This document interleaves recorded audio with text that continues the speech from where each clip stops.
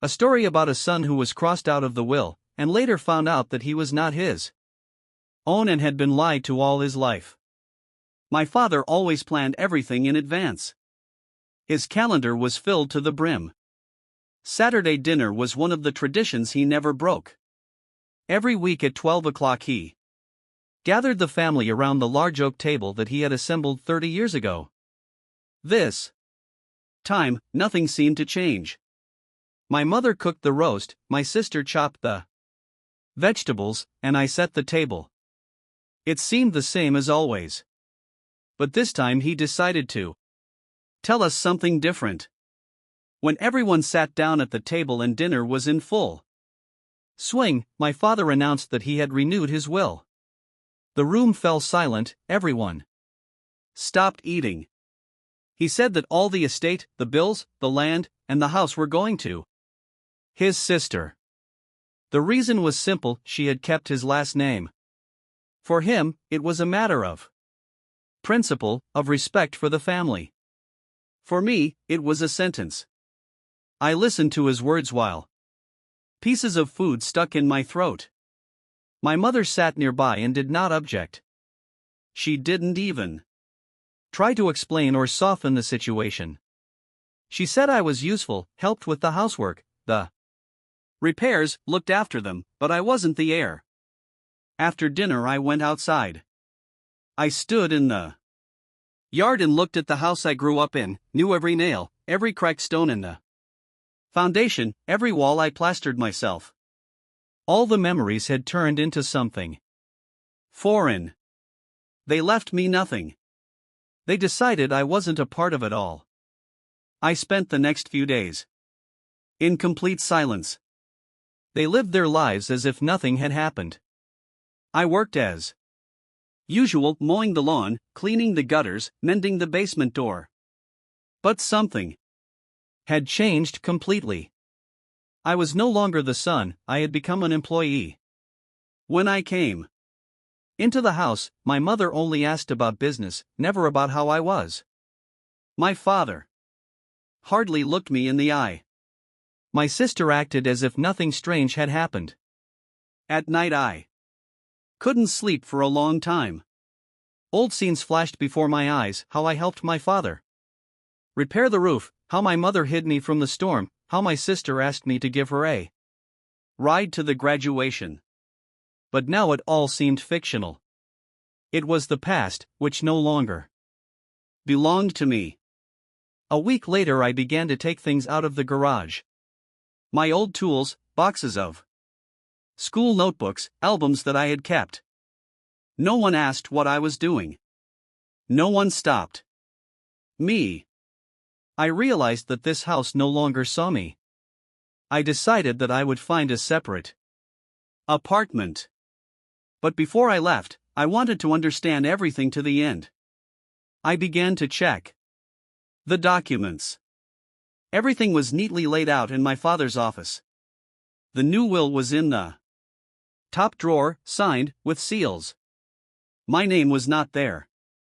I found an old will, drawn up several years ago. It divided the property equally. The changes were fresh. Everything had happened recently. I found a notarized letter in which my father explained the reasons for the change: preserving the surname, continuing the family, a principled position. Everything looked legally flawless. I remembered again how a few years ago I decided to take my wife's surname. For me, it was a symbol of a new family, a new stage.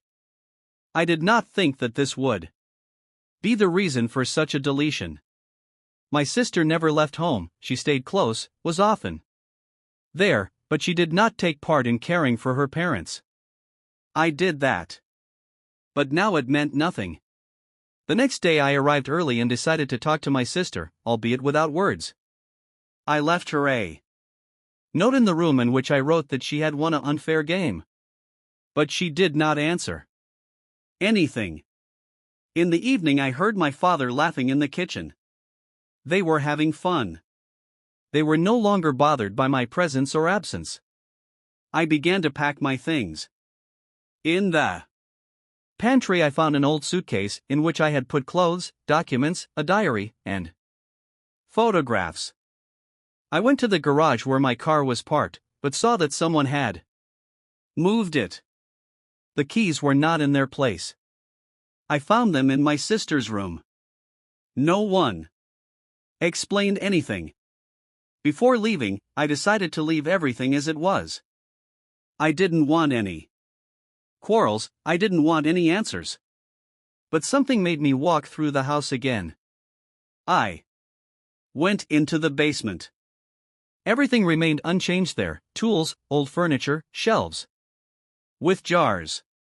But behind one of the boards I noticed something new. The board was not fixed. I removed it and saw a hiding place. Inside were envelopes, old photographs, and documents. I took them and went up to the room. There I began to examine the contents. The documents were old, with yellowed edges. Among them was a birth certificate. My name was listed, but the surname was different. It was my mother's maiden name. The father was not listed. I opened other documents. Among them was a court order for adoption. My father was never my biological father. A wave of shock washed over me. Everything fell into place. They didn't cross me out, they never included me. I was a stranger from the very beginning. The name I left behind wasn't theirs. The attachment I felt was one-sided. I realized that my entire life had been built on a lie. But that was only the first half of the truth. I sat on the bed with the documents that had just changed everything I knew. The emptiness in my head, mixed with resentment and a desire for answers. As a child, I had never noticed the difference in attitude, although I had felt the coldness in my father's eyes. But now I knew that this coldness had a reason. He was not my father. He had never wanted me to be his son. I was a burden, a compromise, a foreign body in this family. Everything I did for them didn't matter, because I was not of their blood. I decided to stay a few more days to learn more. I didn't want to leave the house until I understood how it all began. I went back to the basement and looked through every box, every document. In an old drawer I found my mother's diary. In it she wrote about the years before I was born. It mentioned another man. She wrote that he had left her when he found out she was pregnant. She was alone when I was born, and that's when she met George, the man I would call my father. He agreed to adopt me, but he had conditions. She had to never mention my biological father again. She had to erase him from her mind. Her name had to be changed, the papers had to be drawn up as if he were the real father. I was part of their compromise.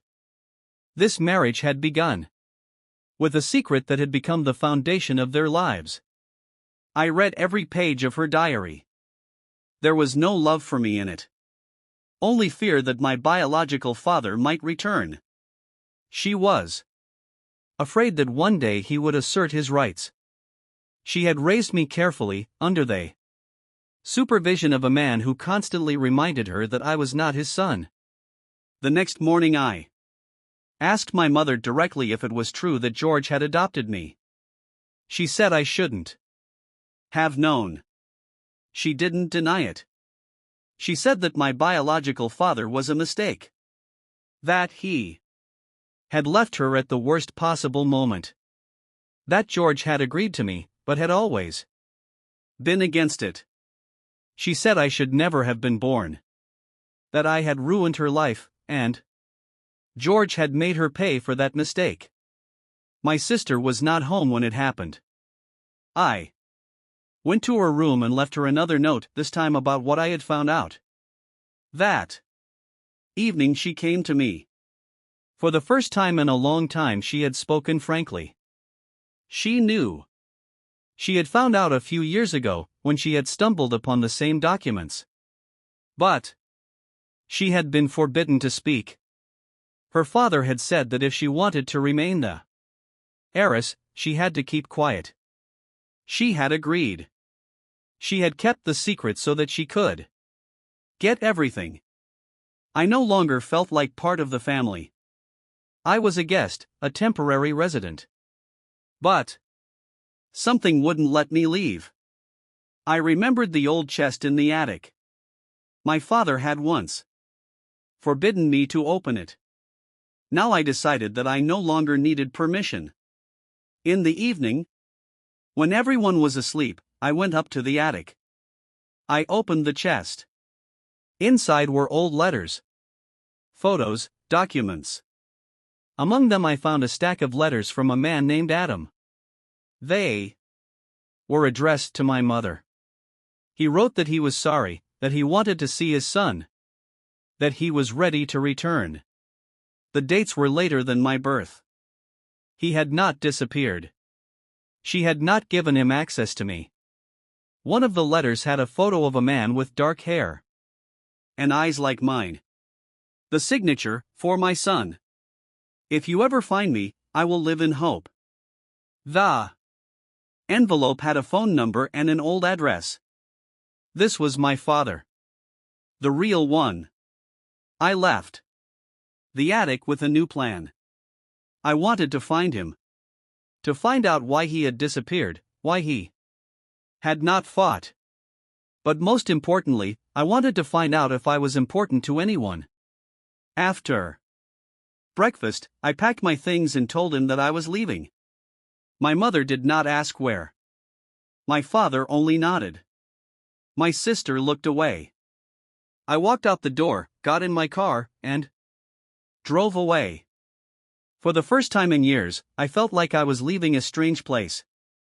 I stopped at a motel and started looking for the address on the letter. It was old, but I drove there anyway. The house was empty.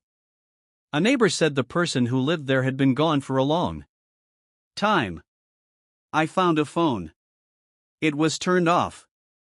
But I didn't stop searching. I filed a request for archival records. I contacted the Social Security database. I found a new address in a different city. I drove away. It was a small apartment. I rang the doorbell. An old man with the same eyes answered. He looked at me for a long time, silently. Then he said my name, without asking who I was. We sat in the kitchen for several hours. He told me that he had never had a chance. That his mother would not let him see me. That he had tried. That he had sent letters, called, but her family had threatened him. She wanted to preserve her reputation, and I was a burden to her that had to be hidden. He was told that I did not know about him and it was better to leave it that way. He did not dare to disturb that. I believed him. There was a sincerity in his voice that I had never heard from my father. I stayed the night. The next day we went to the park, talked about the past.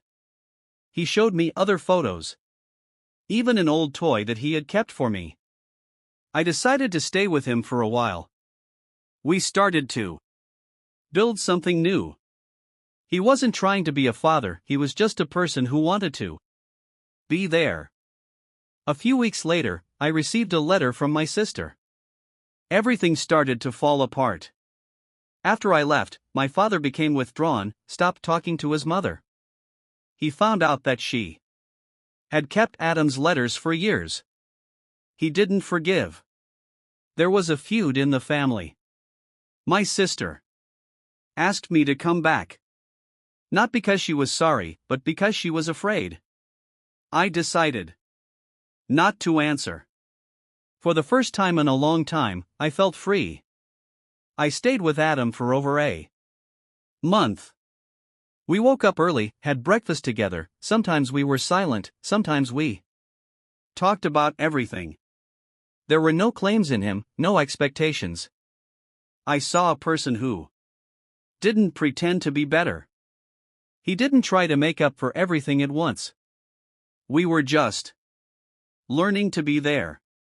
But at the same time, another thought was brewing in me: if I was no longer part of my old home, could I go back there, but not as a son, but as an adversary? One morning I received a message from my mother. She wrote coldly, "I need to go back. There are important questions about the will. My sister insists." I showed the message to Adam. He asked if I really wanted to go back. I said, I did. But not because of them, but because of me. For the first time in my life, I wanted to look them in the eye, not as a child, but as an adult. When I returned, everything in the house was different. There were boxes of my father's things in the hallway. My mother looked tired, my sister looked nervous. I went into the living room and saw the lawyer. The will had been changed. My sister was the only heir. I had been completely cut out. But now it didn't hurt. I knew why. And I knew that this story wasn't over yet. The lawyer left. My sister stayed. She sat across from me and started talking about how difficult everything was, how she didn't want this. But I didn't listen anymore. I knew that she had made a conscious choice. She kept quiet when she knew the truth. She had traded her silence for an inheritance. My mother came into the room with a mug of coffee and sat down next to my sister. She said I should accept it. That I should be grateful for the upbringing I had. That I didn't owe anything. I didn't say anything. But something clicked inside me. I knew that if I left now, I wouldn't be coming back. And I decided to stay and see it through. The next day I went to the city where the will was drawn up. The law firm confirmed that George had rewritten everything a few months ago. But I noticed something strange. One of the signatures looked like it had been made under pressure. I asked for a copy of the document. And I began my own investigation. I contacted a private investigator I knew. His name was Tom. He agreed to help. We collected video from the cameras, watched my father's visits to the lawyer, listened to the recordings of the calls that had been saved according to the procedure. One call was particularly interesting. The voice of the mother, asking to speed up the registration procedure because the situation is getting complicated, he is changing his mind. This was a clue. We went further. The detective found a person who had seen her sister take documents out of my father's room at night. Another person recalled that my father often said, after death, everything will be fair. So he had something else planned. I gathered all the facts, made a timeline, and filed a petition with the court to open a case against the will. My mother found out about this a week later. She came to my hotel. She was furious. She screamed that I had betrayed her. That I was destroying everything that was left. But I stood calmly. I told her, "You betrayed me first." The trial began in 3 weeks. My mother and sister hired a lawyer. I came with Tom and a lawyer who agreed to represent me. During the hearing, we laid out all the facts. Questionable signatures, phone records, testimonies from people who testified that George wanted justice. My mother tried to say that I was just getting revenge. That I was not family. That I had no right to demand anything. But the judge didn't listen to emotions. He ordered a re-examination of the will. It was a victory, albeit a partial one. After the trial, I went to Adam. I told him everything. He listened silently. Then he put his hand on my shoulder and said that He was proud of me. These were words that I had never heard from George. And which I needed the most. A few weeks later, the court reconvened. The examination confirmed that the last will had not been signed while sober, and one of the signatures had even been forged. The court decided to annul the will. The property was to pass according to the previous version, where I was also the heir. My sister ran out of the hall. My mother stood there, wringing her hands. She knew she had lost. But I didn't celebrate. It wasn't a victory. It was justice. I returned to the house one last time. I walked down the hallway, went into the room where I grew up. I gathered my things. My mother didn't come out to say goodbye. My sister wrote a short message, "You ruined everything." I replied, "I only discovered the truth." That evening I was back in Adam's apartment. We sat on the balcony. He asked, "What next?" I replied, "Now I live my life." But there was more ahead. There was an old safe in the inheritance property. It was only opened after the court's decision. What was in it could change even more. The safe stood in the corner of my father's study. It was an old metal safe, scratched over the years but still looking sturdy. There were no keys, and I knew that opening the safe would be the final step on the path to discovering the truth. The handyman I had hired arrived 2 days later. He worked silently and quickly, breaking the lock in an hour. I watched from the sidelines, filled with uncertainty and anticipation. But what I saw was not what I had prepared for. Inside the safe was a thick envelope that read, "Open only if you want to know the truth." Next to it was a photograph of me as a child, in the arms of a man I had never met. On the back of the photograph was the inscription, "You have always been dear to me." It was strange and unusual, because this man was not my father. I opened the letter. In it, George told me that he had learned the truth many years ago. I was not his biological son. My mother had been having an affair with another man, and she had kept it a secret from everyone. She claimed that I was his son, and although George had his suspicions, he did nothing to verify it for a long time. It was only after he had taken a DNA test without her knowledge that he learned that I was not his child. However, George did not reveal this information, because he had already become accustomed to me as a son and could not simply change his attitude. He decided to leave everything as it was, although he guessed that the truth could change everything. In the letter, he wrote that he could no longer remain silent when he learned that his mother and sister had decided to deprive me of my inheritance. He understood that in this way they wanted to remove me from all important moments in the family, and although he was against it, George was afraid of the consequences of discovering the truth. He couldn't tear the family apart, but now that he was gone, he wanted me to know the truth about what had happened. I held the letter in my hands, feeling the words begin to break through me, tearing apart what I knew about my family.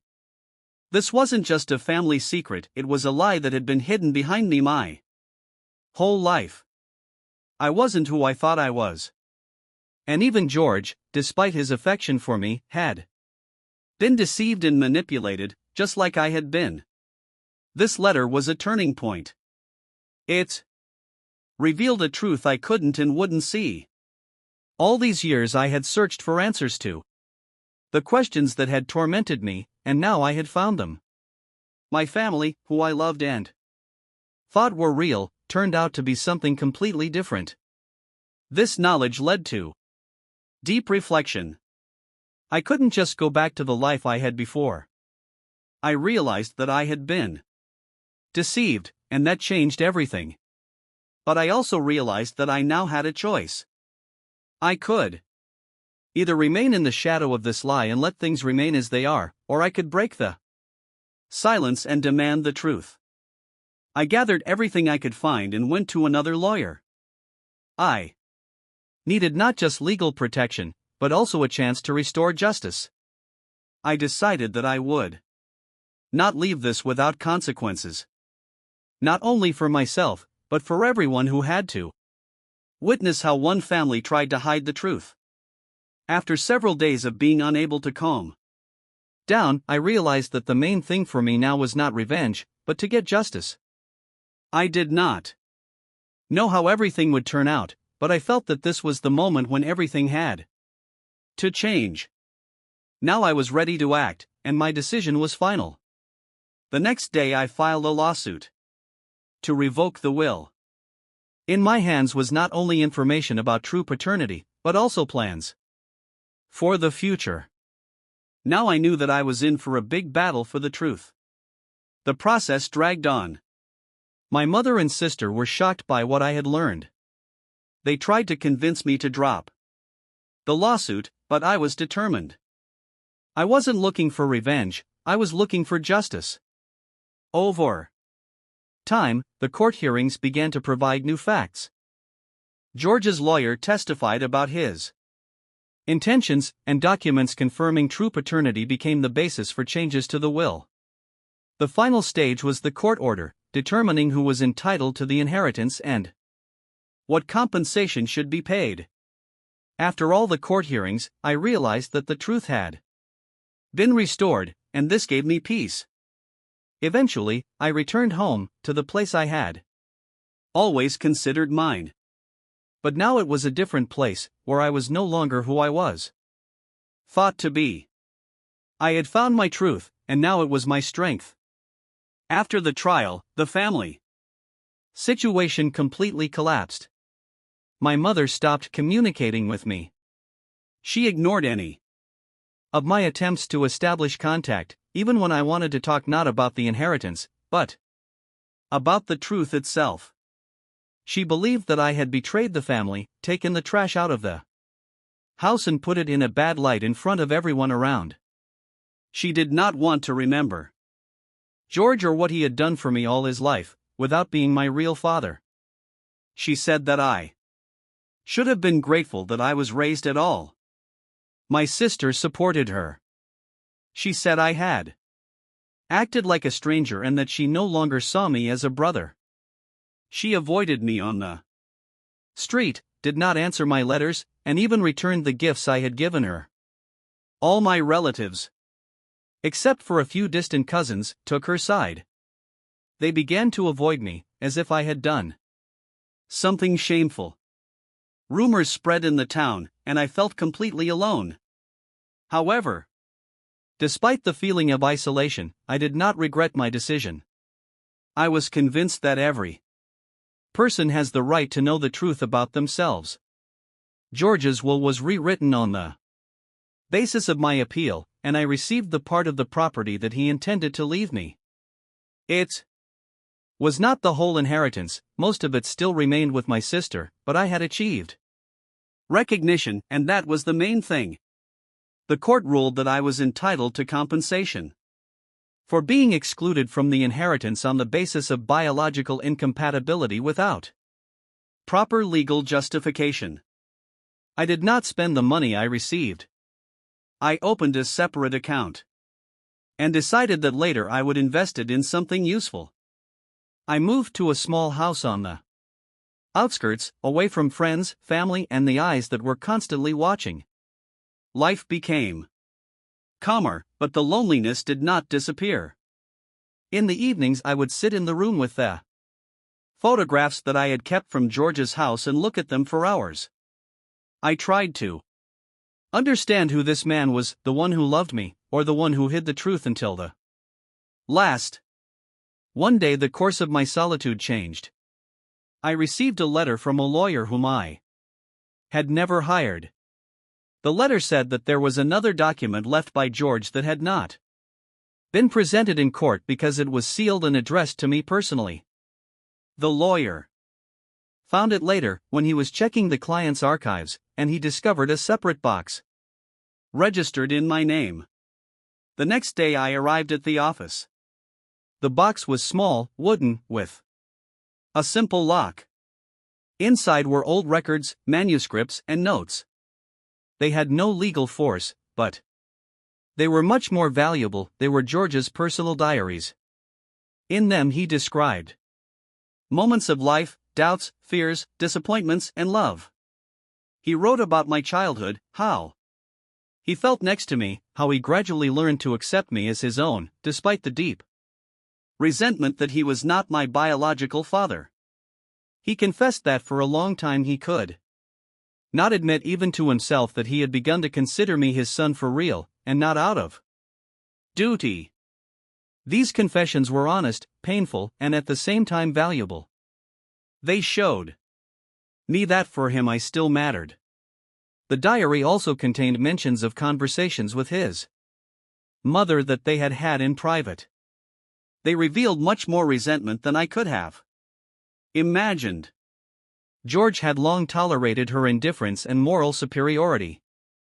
He admitted that her decision to hide the truth had undermined the trust between them from the very beginning. He had only dared not divorce her because he was afraid of leaving me alone. His life had become a series of compromises he had made for my well-being. I read all this for several nights in a row. Sometimes I couldn't sleep, sometimes I would stop and just sit in silence, staring at the ceiling. When I finished the last page, there was no anger left in me. Only emptiness remained. I didn't want to sue anymore. I didn't want to fight with my sister or my mother. I realized that what I was fighting for was not money or even justice, but the right to know who I really was. And now that I had this answer, everything else lost its meaning. I began to plan a move.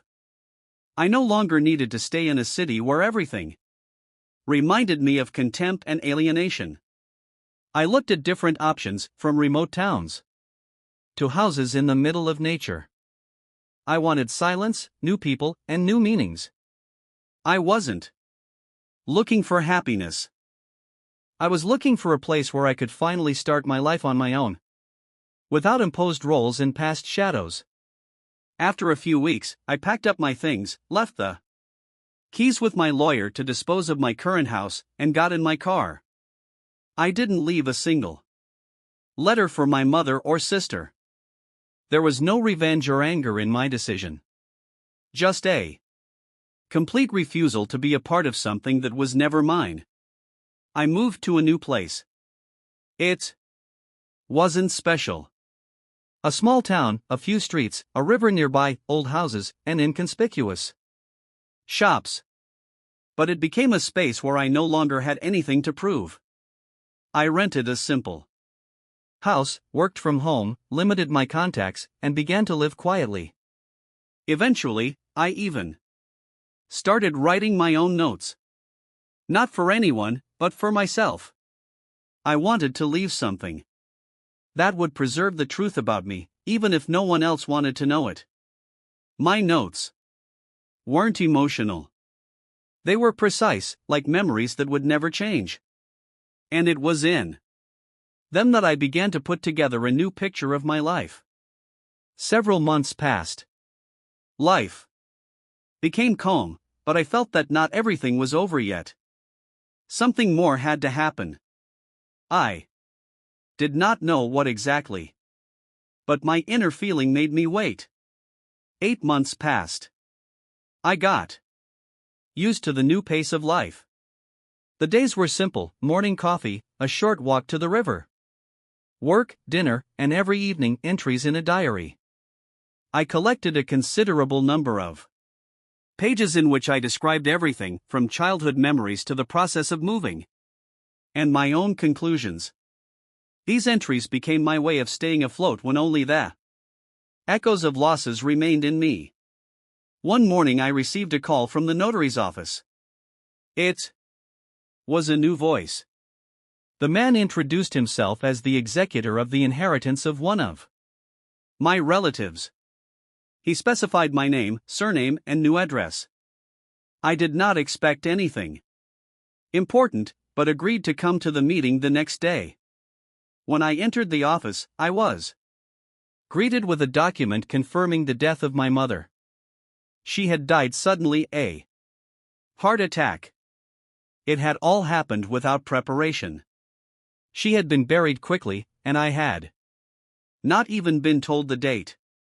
The death certificate stated that my sister had conducted the funeral. Not a word about me. Then the notary handed me an envelope.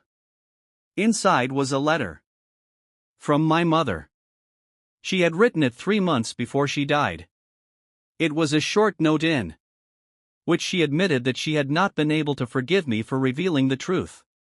She considered me weak, disobedient, a traitor to the family.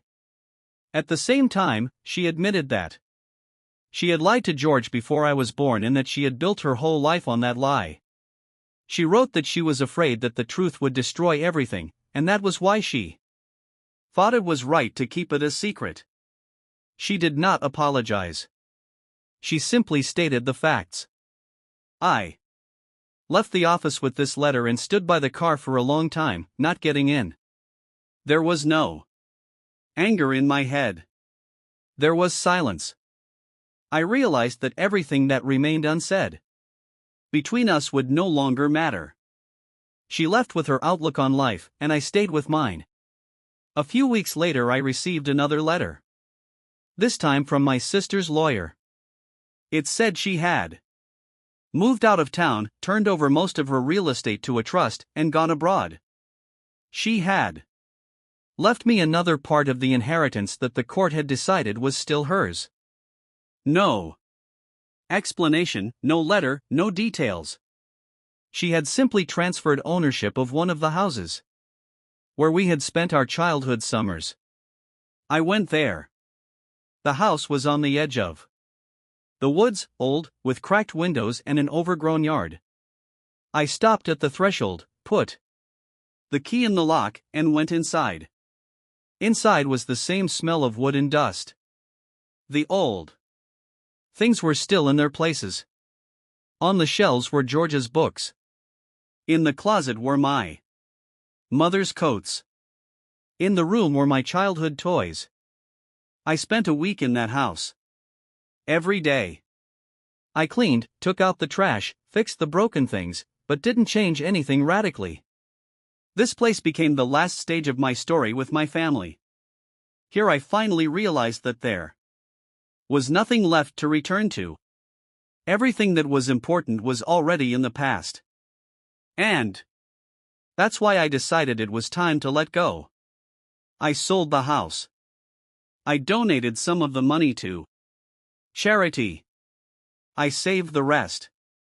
I returned to my modest apartment, continued writing, and one day decided to do something I hadn't dared to do for a long time: review the documents about my origin.